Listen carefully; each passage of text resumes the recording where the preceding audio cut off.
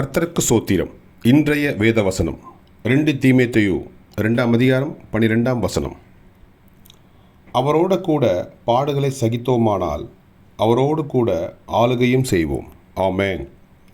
நாம் அவரை மறுதலித்தால் அவரும் நம்மை மறுதலிப்பார். ஆமேன். 2 தீமோத்தேயு 2ஆம் அதிகாரம் 12ஆம் வசனம். அவரோடு கூட பாடுகளை சகித்தோமானால் அவரோடு கூட ஆளுகையும் செய்வோம். நாம் அவரை மறுதலித்தால் அவரும் நம்மை மறுதலிப்பார். ஆமேன். கர்த்தர் உங்களை ஆசீர்வதிப்பாராக, உங்களோடு கூட இருப்பாராக. ஆமேன்.